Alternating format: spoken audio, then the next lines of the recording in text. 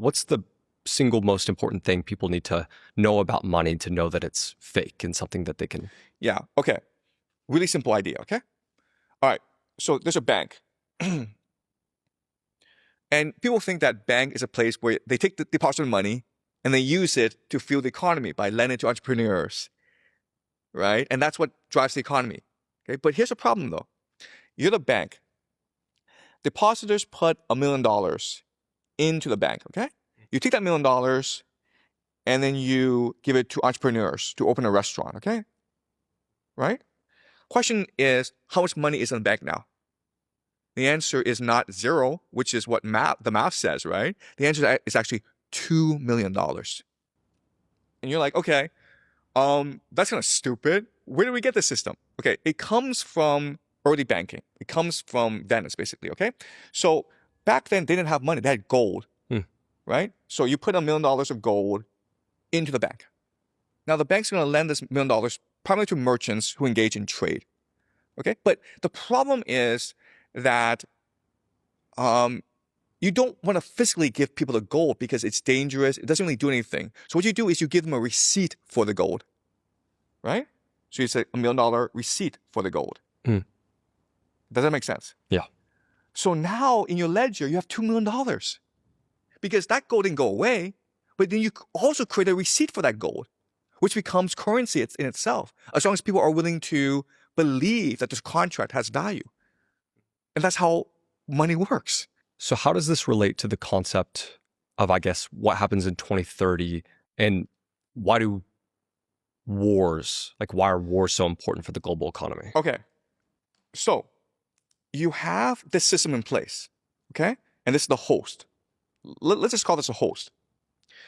Now you need to extract value from this system. And you do that through 3 major mechanisms, okay?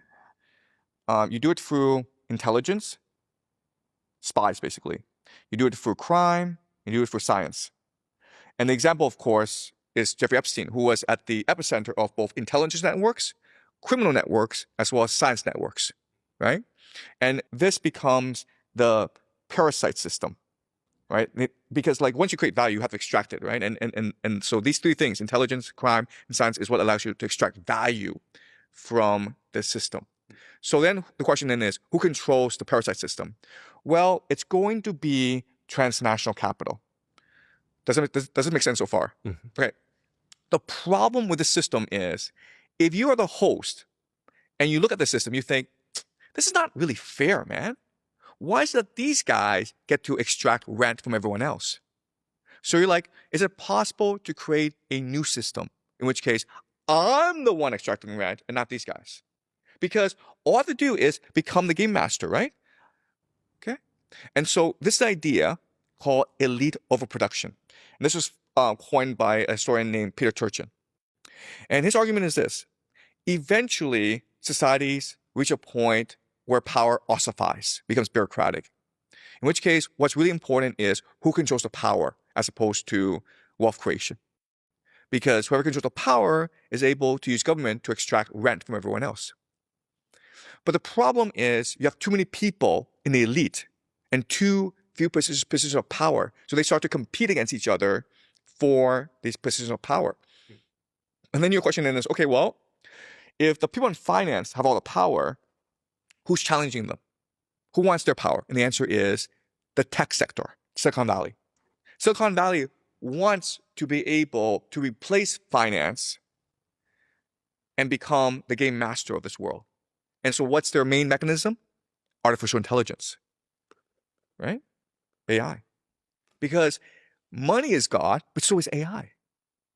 Because remember, God is the force that focuses and directs your attention. So money can do that, but AI is better. Because go back to this wall, right? With money, everyone's staring at the same wall. But with AI, this wall becomes individualized. So you're staring at your own individual wall that speaks back to you. So that captures your attention even more.